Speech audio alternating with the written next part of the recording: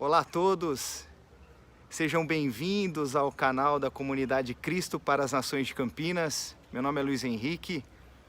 Eu gostaria de primeiramente saudar os irmãos com a paz do Senhor. E aqueles que nos visitam pela primeira vez ou são recém-chegados, sejam muito bem-vindos.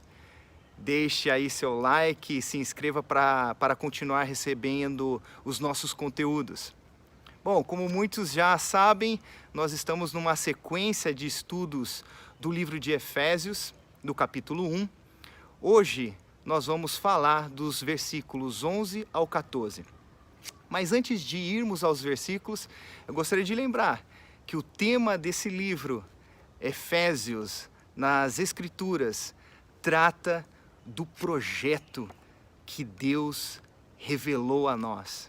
Você sabia que eu e você fazemos parte desse projeto? Bom, se não, tá aí uma grande oportunidade de você procurar entender e saber que projeto é esse. Vamos aos versículos? Vamos lá. Bom, Efésios capítulo 1, versículos de 11 a 14.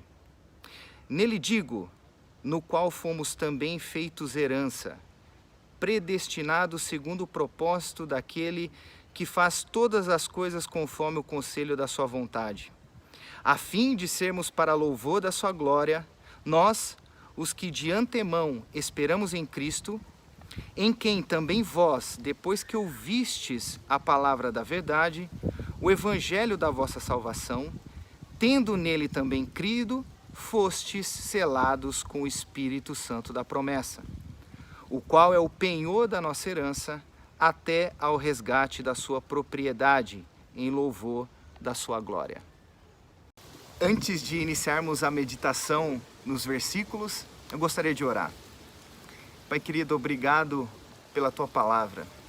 Obrigado, ó Deus, porque ela é verdadeira, ela é viva e transforma vidas. Quero pedir nesse momento a tua graça e a tua unção para poder compartilhar dessa porção com os irmãos. Eu oro agradecendo em nome de Jesus. Amém. Versículo 11. Primeira parte, nós vamos falar da herança que Deus nos deu. Nele digo, em quem também fomos feitos herança. Como já foi mencionado no versículo 5, Deus nos adotou como filhos por meio de Jesus Cristo. Isso também a gente pode encontrar no livro de Romanos, no capítulo 8, versículo 17, que diz assim: ora, se somos filhos, somos também herdeiros, herdeiros de Deus e co-herdeiros com Cristo. Se com ele sofremos, também com ele seremos glorificados. Co-herdeiros significa igualmente herdeiros. Temos a mesma herança juntamente com Cristo. Que graça! Quão grande é essa graça de Deus para conosco. Jesus carregou aquilo que nós merecíamos e morreu em nosso lugar e agora nos faz coparticipantes de todos os seus direitos, privilégios e de sua herança. Isso é maravilhoso, não é, queridos? A gente lendo essa parte, a gente tem uma dimensão do amor e da graça de Deus para com todo ser humano. Isso é algo que nós precisamos refletir em nossas vidas e saber que tudo isso está disponível e não tem custo nenhum, é de graça. A palavra do Senhor, a salvação, ela é gratuita, não precisamos pagar nada para ter acesso a essa herança. Por quê? Porque nós somos filhos, herdeiros com Cristo em Deus. Amém? Bom, o Pai constituiu a Jesus como herdeiro de todas as coisas. Isso a gente vê também no livro de Hebreus, capítulo 1, versículo 2.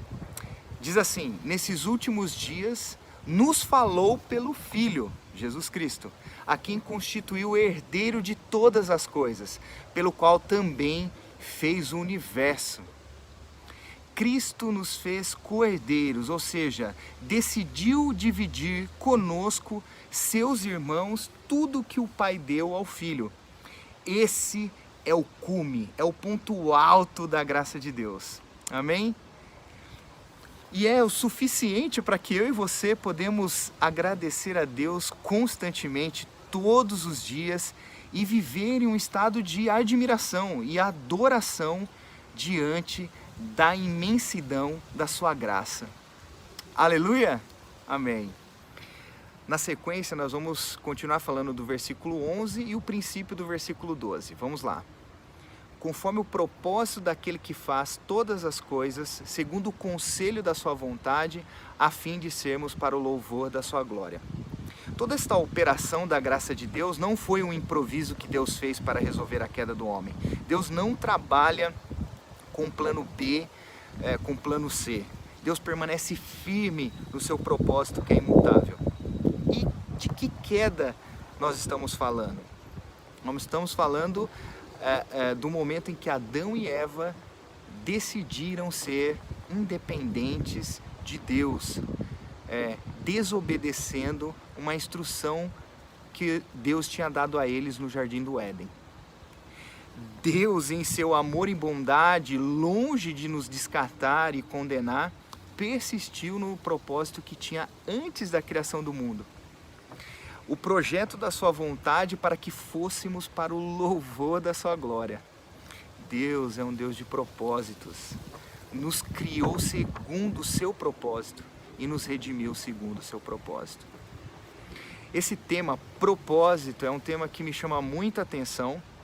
No mundo corporativo ele é constantemente comentado, discutido, como por exemplo, qual é o propósito desta marca, qual é o propósito deste projeto, deste trabalho. E aí, levando para a nossa vida, nós podemos também fazer essa pergunta: qual é o seu e o meu propósito nesta vida? Essa é uma pergunta que eu constantemente faço e eu acho que é muito importante nós refletirmos nela.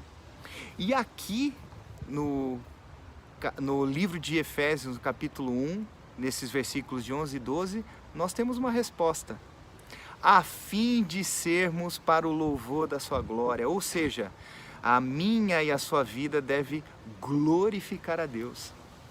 Bom, e como fazer para glorificar a Deus?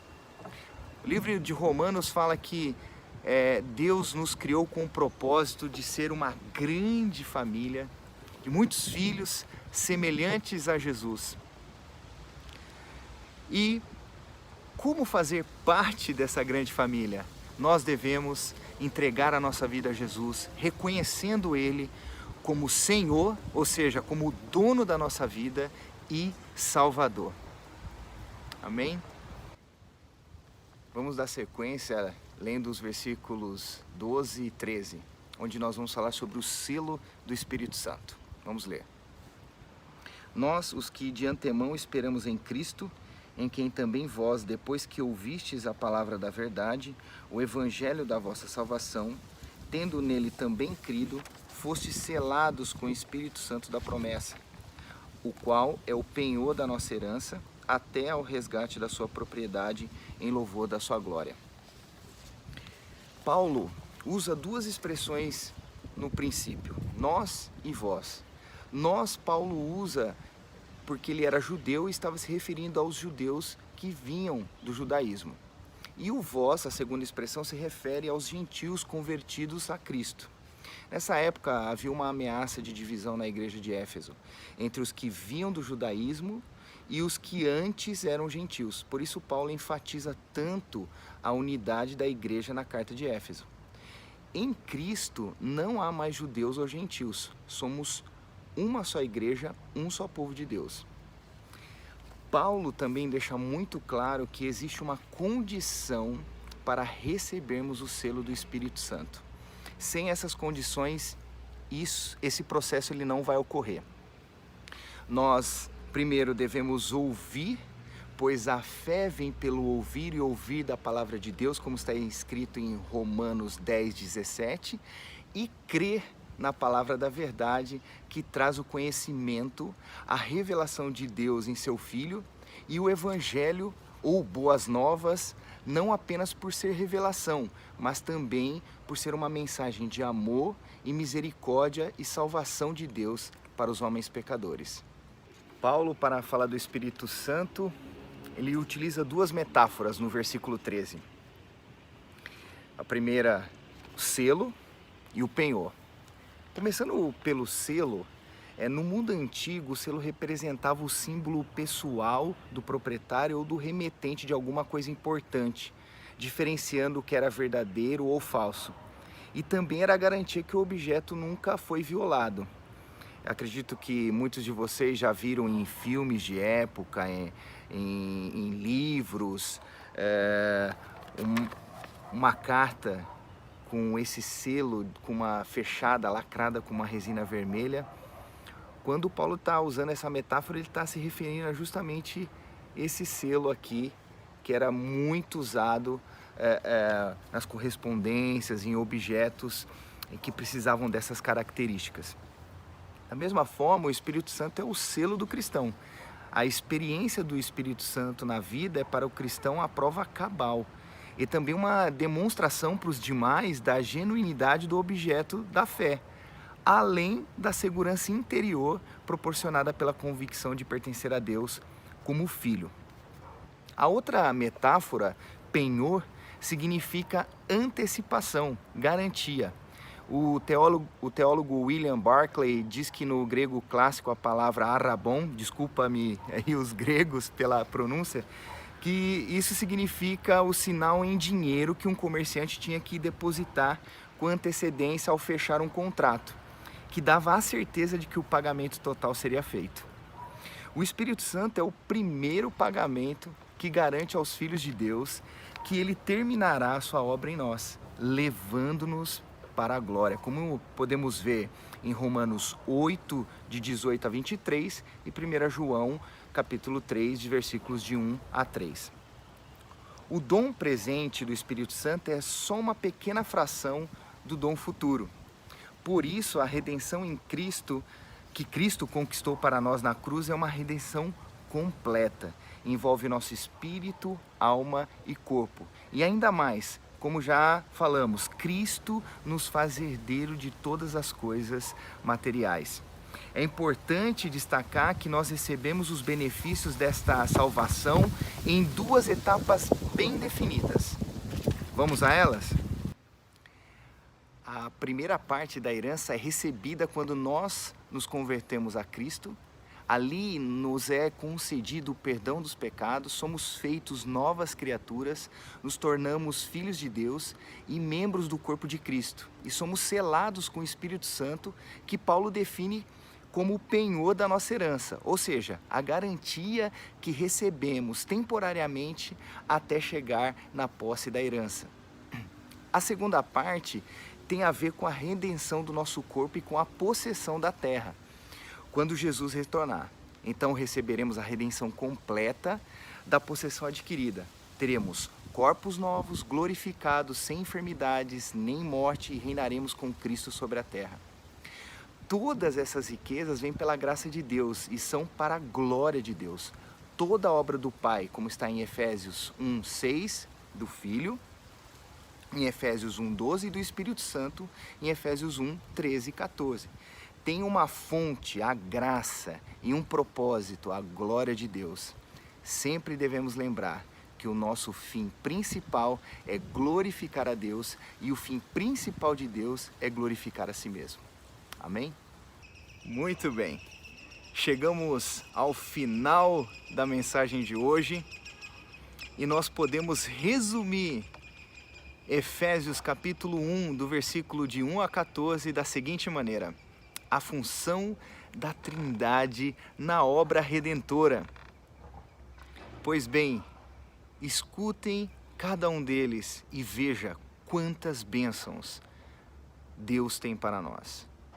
Deus Pai nos amou, nos predestinou, Ele também nos escolheu, nos aceitou, nos redimiu. Fomos adotados, nos abençoou, nos revelou sua vontade e nos selou e nos deu herança. Quanta bênção, não? Todas essas coisas foram feitas em Cristo, pela sua graça e para o louvor da sua glória.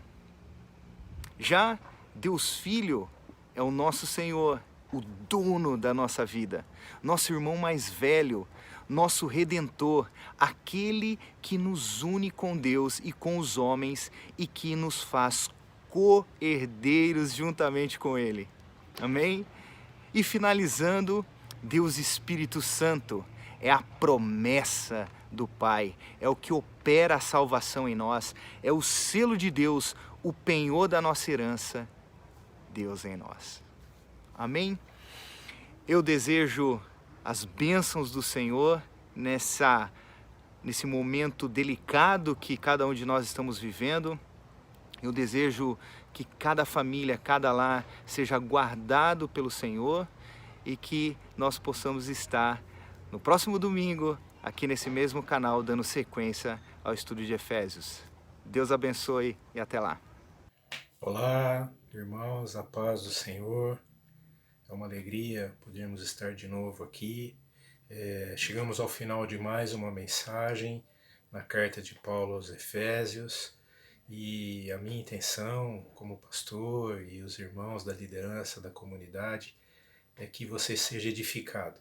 Por isso temos nos empenhado, nos dedicado em gravar essas mensagens para dar sequência ao estudo que nós estamos fazendo na carta de Paulo aos Efésios. Que a bênção e a bondade do Senhor seja presente na tua vida. Amém? Queridos, aproveitem esse tempo, reflitam em casa, chama todo mundo, senta à mesa, abre a sua Bíblia na carta aos Efésios. Você recebeu hoje muita informação, muita bênção através dessa mensagem, que vocês possam refletir em cima dessa mensagem, que a bondade do Senhor fale, que o Espírito Santo fale o teu coração. Amém, queridos? Que você possa estar abrindo tua mente, teu coração, para que o Espírito Santo venha com sua doce e santa presença e fale através da palavra. Amém, queridos? É uma alegria, ainda que à distância, mas poder saber que os irmãos estão atentos à mensagem, estão atentos ao mover de Deus neste momento. Amém, queridos?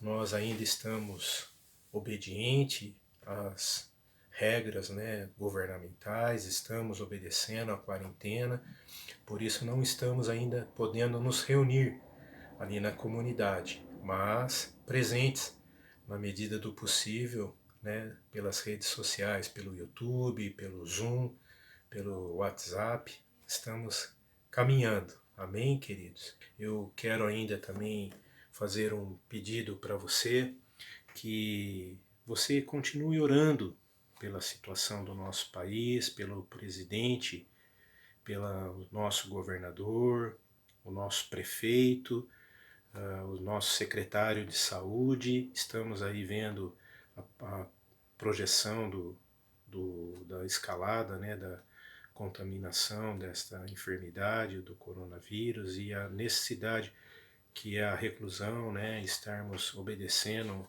a essa quarentena que tem conseguido parar, não está aumentando a níveis críticos por causa da obediência dos irmãos e toda a população de estar em casa. Eu sei que isso gera alguma angústia, algum desconforto, e temos orado para que o Espírito Santo conforte teu coração nesse momento, que a graça e a bondade do Senhor seja aquecida em fé, que você creia, seu coração seja cheio de esperança para poder vencer esse momento. Amém, queridos? Nós ainda continuamos ali na rua Monte Aprazível, 1123, na Chácara da Barra. Não estamos, no momento, nos reunindo, congregando ali, mas espero que logo que passe essa situação, que a gente possa voltar a se reunir. Amém, queridos? Fica aqui meu abraço. Deus abençoe tua casa, tua vida, seus familiares, que a unção e a bondade e a presença do Espírito Santo esteja sobre tua vida. Amém? Um abraço, Deus te abençoe, fica na paz, amados.